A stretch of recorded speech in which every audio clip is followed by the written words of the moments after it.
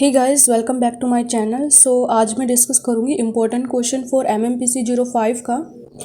तो जो MMPC 05 है ना, ये स्टूडेंट्स को थोड़ा हार्ड लगता है, तो इसीलिए मैं इसके क्वेश्चन डिस्कस करूँगी। और इस सब्जेक्ट का नेम है quantitative analysis for managerial applications. तो ये सब्जेक्ट का नेम है और इसमें ब्लॉक है 4 और यूनिट है इसमें 16। तो ये थोड़ा लेंथी सब्जेक्ट है और न्यूमेरिकल भी है। तो चलिए इसमें हम पहले IMP क्वेश्चन देखते हैं। तो पहले मैं यूनिट नंबर 1 से देखूंगी। ये ब्लॉक नंबर 1 जिसका नेम है डेटा कलेक्शन एंड एनालिसिस। तो यह यूनिट नंबर 1 जिसका नेम है कलेक्शन ऑफ डेटा। ठीक है, तो इसमें से मैं इम्पोर्टेंट बताती हूँ। तो ये देखिएगा, इसमें से इम्पोर्टेंट बनता है, पहले तो ये है इंट्रोडक्शन, फिर प्राइमरी एंड सेकेंडरी डेटा। ठीक है, methods of collecting primary data and pre testing of questionnaires and sources of secondary data. That's it, बाकी कुछ इम्पोर्टेंट नहीं है इसमें।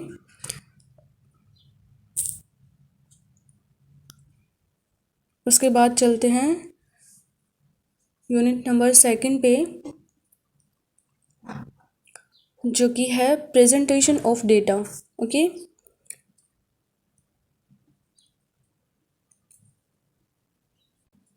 इसमें से इम्पोर्टेंट क्वेश्चन है जैसे कि classification of data and objectives of classification and types of classification.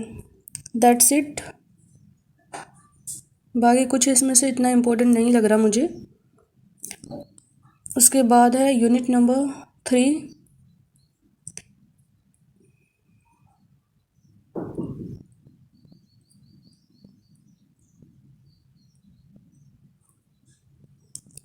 तो this chapter is very important. Okay, ये है यूनिट नंबर 3। देखिए, अभी इसमें से देखते हैं इम्पोर्टेंट क्या क्या है इसमें से। तो पहले तो इसमें है properties of a good measure of central tendency. तो ये इसमें से एक इम्पॉर्टेंट क्वेश्चन बन जाता है। उसके बाद है arithmetic mean and mathematical properties of arithmetic mean. ठीक है, तो ये ना IMP है। इस बार क्या आया था, मैथमेटिकल प्रॉपर्टीज़ ऑफ मीडियन। ठीक है, तो ऐसे कुछ आया था। तो उसके बाद median important, quantize mode, quantize and mode is very important. Quantize आया था, आता है मतलब प्रीवियस ईयर में, बट इस बार नहीं आया। इस बार आया था mode and median. Okay, and relationship among the mean, median and mode. फिर geometric mean and harmonic mean. तो ये जो पॉइंट्स मैंने हाईलाइट्स किए ना, तो ये क्या है ना, प्रीवियस में रिपीट होते हैं। जैसे कि अब की बार आ गया था मीडियन, मीडियन की मैथमेटिकल प्रॉपर्टीज़ ऑफ मीडियन। तो नेक्स्ट टाइम में भी कुछ भी आ सकता है इनमें से। एंड क्वांटाइज जो है वेरी इंपॉर्टेंट, एंड मोड, ठीक है, and geometric mean and harmonic mean, इनमें से रिपीट होते रहते हैं।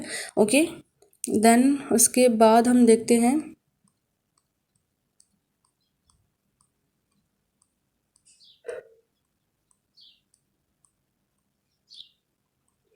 जो कि है आपका चैप्टर नंबर 4 जिसका नेम है measurement of variation and skewness. ठीक है, skewness is very important point जिसमें से क्वेश्चन आता है। तो पहले देखना है इसमें से, पहले इंट्रोडक्शन तो पक्का है। Significance, properties of a good measurement of variation. ठीक है, उसके बाद है range, quantal deviation, average deviation and standard deviation. And main है कोफिशिएंट एंड स्क्यूनेस। ठीक है, तो this chapter is very important for your exams and skewness point is very important. तो स्क्यूनेस का से ग्राफ भी आता है, तो वो भी बनाना है आपको अच्छे से। ओके, ये चैप्टर तो स्किप मत करना, और इजी है ये चैप्टर, अगर आप करोगे ना तो इजी है। देन उसके बाद है आपका यहाँ पे ब्लॉक नंबर 1 जो है आपका कंप्लीट हो जाता है। उसके बाद आपका स्टार्ट होता है ब्लॉक नंबर 2। देखिए, ये है ब्लॉक नंबर 2 जिसका नेम है probability and probability distribution. Okay, तो इसके मैं बताती हूँ अभी। इसमें से एक ही क्वेश्चन इम्पोर्टेंट है जो कि है different approaches to probability theory, जो इस बार भी आया था और प्रीवियस ईयर में भी ये क्वेश्चन आता रहता है। और इसमें से न्यूमेरिकल क्वेश्चन पक्का आता है प्रोबेबिलिटी में से, ब्लॉक नंबर 2 में से। न्यूमेरिकल क्वेश्चन आता है। देन उसके बाद है यूनिट नंबर 6 जिसका नाम है डिस्क्रीट प्रोबेबिलिटी डिस्ट्रीब्यूशन, जिसमें से आपका आता है basic concept random and probability distribution, then discrete probability distribution, that's it. बाकी कुछ इसमें इतना कुछ इम्पोर्टेंट नहीं है। उसके बाद है आपका यूनिट नंबर 7।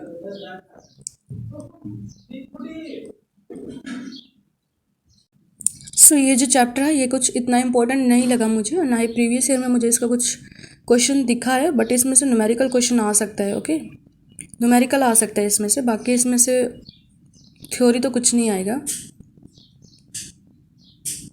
उसके बाद है आपका यूनिट नंबर 8 जो कि है डिसीजन थ्योरी।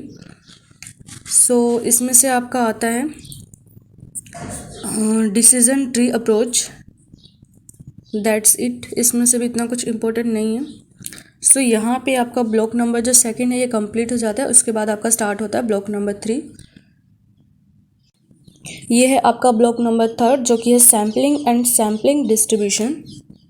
सो ये ब्लॉक बहुत इम्पोर्टेंट है, जैसे कि इस यूनिट नंबर 9, ठीक है, जिसका नेम है सैम्पलिंग डिस्ट्रीब्यूशन। तो ये सारा ही इम्पोर्टेंट है, जैसे कि इंट्रोडक्शन आपको पता होना चाहिए। Then types of sampling, probability sampling and non probability sampling. जो टाइप है इसका क्वेश्चन आज से आता है what is sampling and discuss the types of sampling. And कभी कभी जैसे प्रोबेबिलिटी के बारे में पूछ लेता है, जैसे कि what is probability and types of probability, and then पूछ लेते हैं नॉन प्रोबेबिलिटी, और दोनों को ना मिक्स करके भी पूछ लेते हैं। बट इनको ना आप ऐसे 5 स्टार कर लेना, बिकॉज ये बहुत IMP है, तो इनको तो पक्का से करके जाना है आपको। उसके बाद है आपका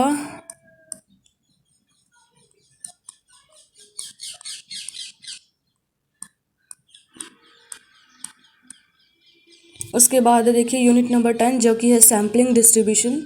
उसमें से आपकी आती है, तो सैम्पलिंग का जो ब्लॉक नंबर 3 है ना ये इम्पोर्टेंट है, ठीक है। इसमें से जैसे आपकी आती है सैम्पलिंग इंट्रोडक्शन आपको पता होना चाहिए, सेंट्रल लिमिट थ्योरम, ये भी इम्पोर्टेंट है। देन उसके बाद है आपका, बाकी इसमें से कुछ नहीं है ज़्यादा इम्पोर्टेंट। उसके बाद है आपका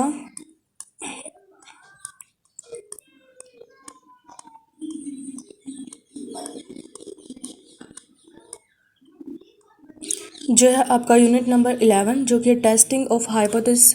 तो hypothesis chapter is very important, जिसमें से एक न्यूमेरिकल क्वेश्चन जो हर साल आया है, मैंने एक भी क्वेश्चन सैम्पल पेपर ऐसा नहीं देखा जिसमें हाइपोथेसिस का एक न्यूमेरिकल क्वेश्चन ना हो। तो हाइपोथेसिस चैप्टर वेरी इंपॉर्टेंट, जिसमें से थ्योरी भी आता है, न्यूमेरिकल भी आता है। तो न्यूमेरिकल तो पक्का से आएगा। तो जैसे कि अभी देखिए ये पूरा चैप्टर बहुत इंपॉर्टेंट है, जैसे कि इंट्रोडक्शन, सम बेसिक कॉन्सेप्ट, क्योंकि कॉन्सेप्ट नहीं पता होगा तो कैसे करोगे। हाइपोथेसिस की टेस्टिंग प्रोसीजर, ये अभी आया था शॉर्ट नोट में, हाइपोथेसिस का टेस्टिंग प्रोसीजर शॉर्ट नोट में आया था।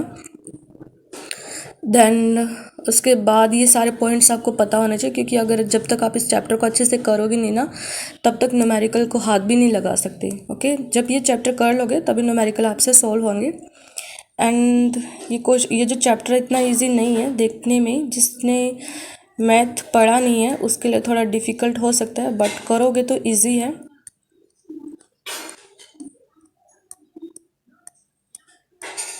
उसके बाद है आपका यूनिट नंबर 12 जो कि है काई स्क्वायर डिस्ट्रीब्यूशन और काई स्क्वायर टेस्ट। तो हाइपोथेसिस और chi square is very important, and ये थोड़े देखने में हार्ड लगते हैं, बट थोड़ा करोगे तो इजी लगेंगे, एंड एग्ज़ाम में तो पक्का से आता है। जैसे कि इसमें आता है इंट्रोडक्शन और testing of population variance and testing of goodness of fit and testing independence of categorise data.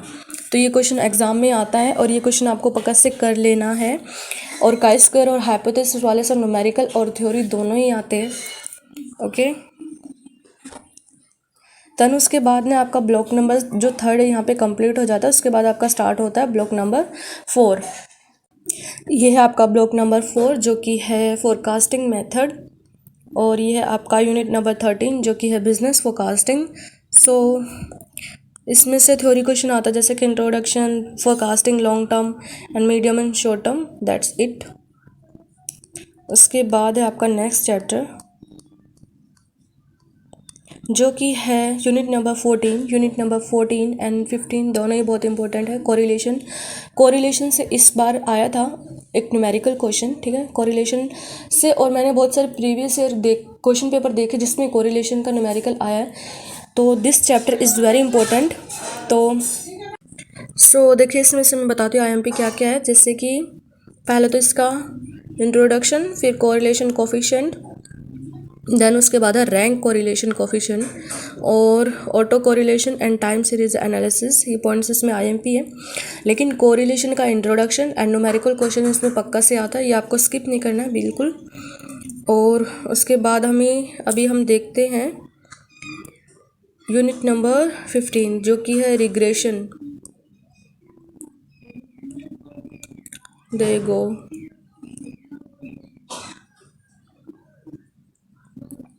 सो ये रिग्रेशन, तो रिग्रेशन और कोरिलेशन में से आता है, और कोरिलेशन और रिग्रेशन दोनों ही पार्ट है। तो पहले आपको कोरिलेशन करना है, कोरिलेशन आप कर लोगे उसके बाद आप रिग्रेशन को अच्छी तरह समझ पाओगे।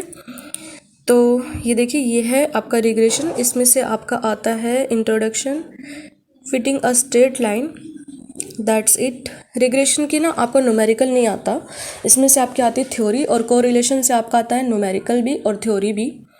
उसके बाद है आपका लास्ट चैप्टर जो कि होगा टाइम सीरीज एनालिसिस।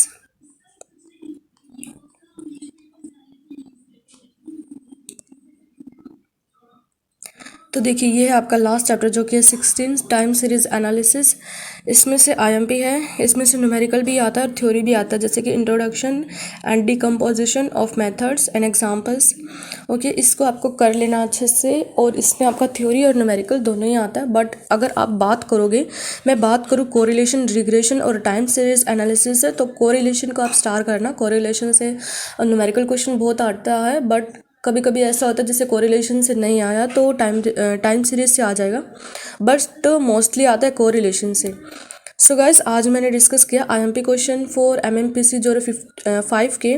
अगर आपको ये वीडियो अच्छी लगी हो तो आप मुझे कमेंट सेक्शन में बताना कि अगर आपको ये जो मैंने पॉइंट्स बताया आईएमपी पॉइंट्स, आप इनकी वीडियोस चाहते हो पॉइंट्स की, तो मैं वो भी लेकर आऊँगी। तो अगर आपको वो चाहिए तो मुझे कमेंट सेक्शन में बताना, तो मैं उनको भी प्रिपेयर करूँगी।